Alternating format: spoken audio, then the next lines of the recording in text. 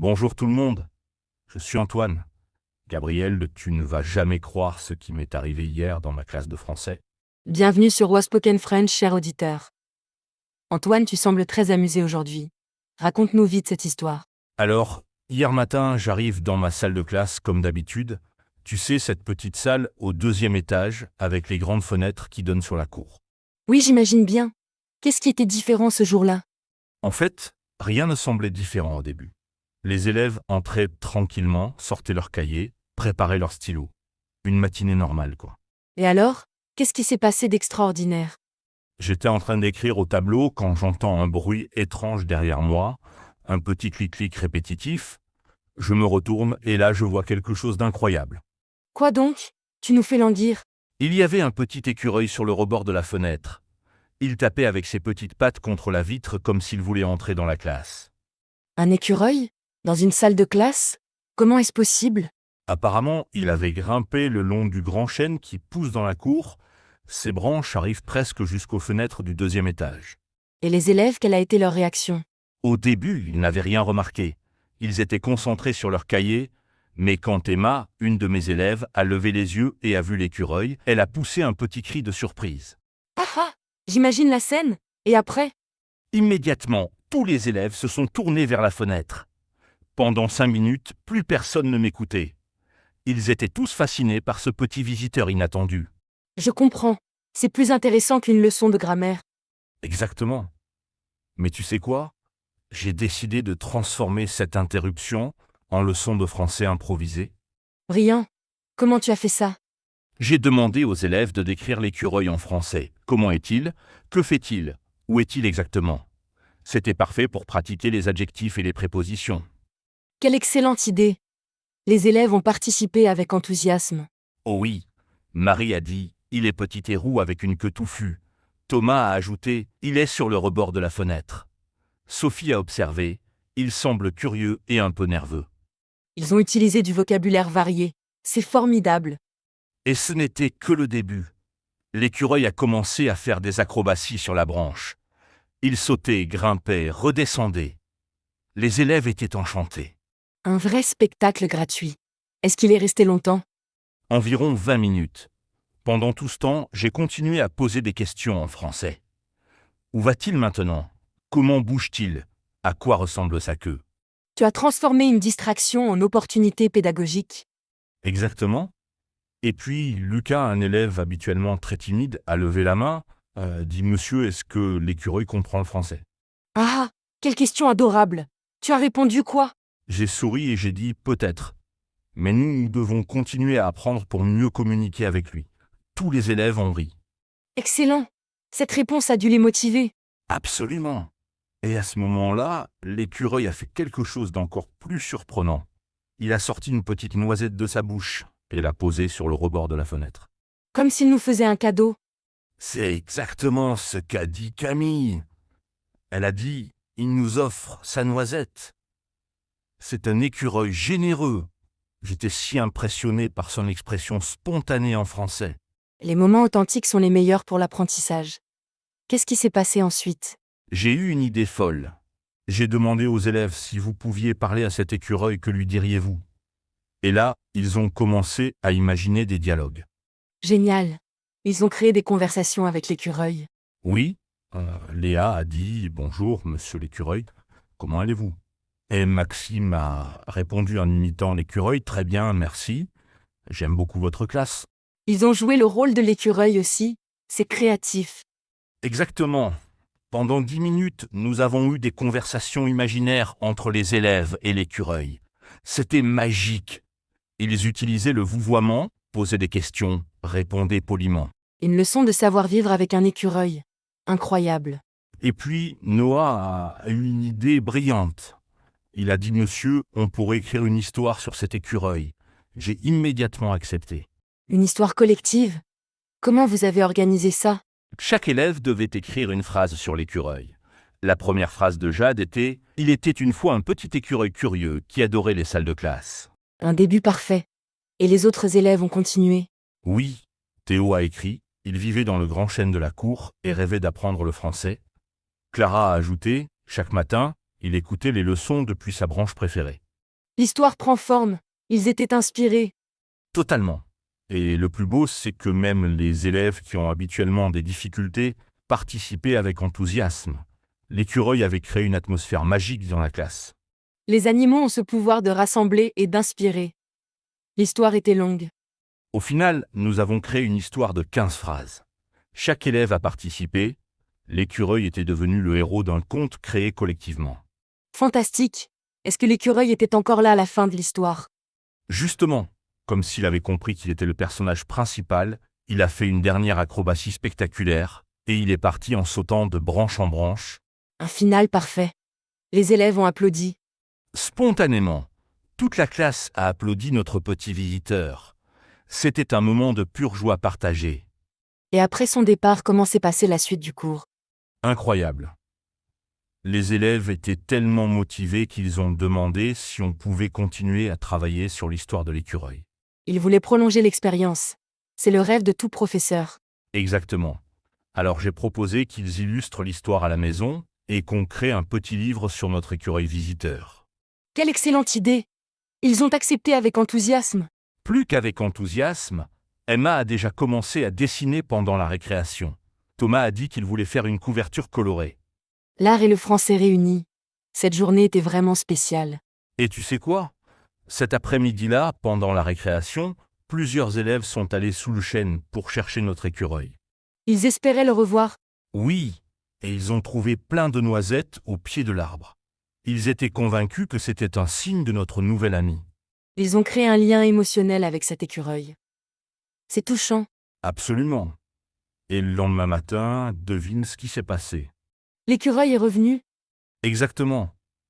Mais cette fois, les élèves étaient préparés.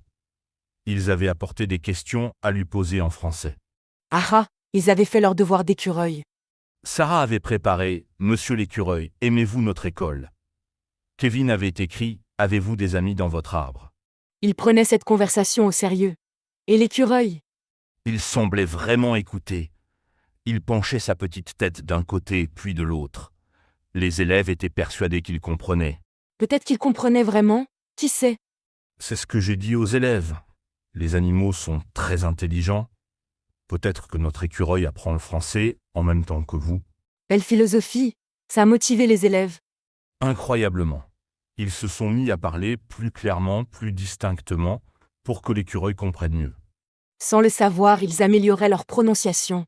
Génial. Exactement. Et puis Manon a eu une idée adorable.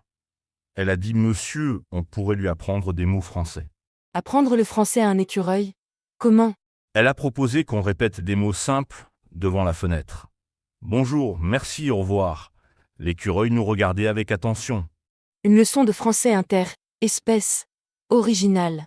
Et le plus drôle, c'est qu'après qu'on ait dit au revoir plusieurs fois, l'écureuil est parti. Coïncidence ou pas? Il avait peut-être vraiment compris. Les élèves y ont cru. Totalement. Ils étaient convaincus d'avoir enseigné leur premier mot français à un écureuil. Leur fierté était touchante. Cette expérience a transformé votre classe. Est-ce que l'écureuil continue à venir? Presque tous les jours maintenant, il est devenu notre mascotte officieuse. Les élèves l'ont même baptisé. Il a un nom? Lequel? Ils l'ont appelé Français parce qu'il apprend le français avec eux. C'était l'idée de Zoé. Français l'écureuil. J'adore. Et il répond à son nom. On dirait, quand les élèves disent bonjour français, il dresse ses petites oreilles et nous regarde. Magique. Cette histoire a dû changer l'atmosphère de votre classe. Complètement, les élèves arrivent chaque matin en espérant voir français. Ils sont plus attentifs, plus participatifs. Un écureuil motivateur. Qui l'aurait cru? Et ils font plus effort dans leurs devoirs. Ils disent qu'ils veulent impressionner français avec leur bon français. L'émulation par l'écureuil. C'est une première. Et tu sais quoi? Les autres professeurs de l'école ont entendu parler de notre histoire. Ils viennent parfois voir français par la fenêtre. Il est devenu célèbre dans toute l'école. Exactement. Madame Durand, la directrice, a même proposé d'installer une petite mangeoire sur le rebord de la fenêtre. Excellente idée. Français va être aux anges. Les élèves ont adoré cette idée. Ils ont organisé une collecte pour acheter la plus belle mangeoire possible. Un projet collaboratif autour de l'écureuil. Ils ont récolté combien? Assez pour acheter une mangeoire en bois avec un petit toit rouge. Elle ressemble à une petite maison. Français va avoir son appartement personnel. Et l'installation. Le concierge de l'école, M. Bernard, l'a fixée ce matin. Français l'a découverte et il avait l'air très content. Il a testé sa nouvelle maison. Immédiatement, il a exploré chaque coin, a goûté les graines que les élèves avaient mises dedans, et il s'est même assis sur le petit toit. Comme un roi sur son trône. Les élèves ont assisté à ça. Oui, c'était pendant la récréation. Ils étaient tous collés aux fenêtres, commentant chaque geste de Français. Une audience captivée. Est-ce que d'autres animaux viennent maintenant? Justement, hier, un merle s'est posé près de la mangeoire. Les élèves ont dit que Français avait invité un ami. La famille s'agrandit. Comment ils ont appelé le merle? Ils hésitent entre musicien parce qu'il chante bien et chocolat parce qu'il est tout noir. De jolis noms. Et ils parlent français au merle aussi. Bien sûr, ils lui ont dit bonjour musicien ou bonjour chocolat selon leurs préférences du moment. Votre fenêtre est devenue un centre de communication interespèces. Exactement. Et les élèves adorent ça. Ils inventent des conversations entre Français et le merle. Ils imaginent que les animaux se parlent. Oui, Antoine imagine que l'écureuil dit au merle « Bienvenue dans notre classe » et que le merle répond « Merci, j'aime beaucoup vos leçons ». Ils développent leur créativité tout en pratiquant le français. C'est parfait. Et maintenant, ils écrivent des dialogues entre tous les animaux qu'ils voient dans la cour. Une véritable ménagerie littéraire. Est-ce que leurs parents sont au courant de cette histoire? Oh oui. Les enfants rentrent chez eux en racontant les aventures de Français. Les parents sont enchantés. Ils participent aussi à l'aventure. Certains parents envoient des photos d'écureuils qu'ils voient dans leur jardin. Ils disent que ce sont les cousins de Français. La famille française s'étend dans toute la ville. Et la maman de Chloé, qui est photographe, est venue prendre des photos de Français pour le journal de l'école. Français va être le journal. Il va être encore plus célèbre. L'article s'intitule « L'écureuil qui a révolutionné l'apprentissage du français ». C'est Chloé qui a trouvé le titre. Excellent titre. Est-ce que cette expérience a changé votre façon d'enseigner? Absolument. J'ai réalisé que les meilleures leçons viennent parfois des situations les plus inattendues. L'improvisation pédagogique, c'est un art. Maintenant, quand quelque chose d'imprévu arrive en classe, au lieu de le voir comme une interruption, je cherche comment l'intégrer dans la leçon. Quelle excellente philosophie. Tu as d'autres exemples? La semaine dernière, il y avait des travaux dans la rue. Au lieu de fermer les fenêtres pour éviter le bruit, on a décrit les sons en français. Malin. Les élèves ont appris du vocabulaire technique. Exactement. J'entends une pelleteuse, le marteau-piqueur fait du bruit, les ouvriers communiquent. Vocabulaire très utile. Et Français, comment il a réagi aux travaux? Il avait l'air curieux. Il regardait les machines avec attention. Les élèves ont dit qu'il apprenait le vocabulaire technique lui aussi. Un écureuil polyglotte.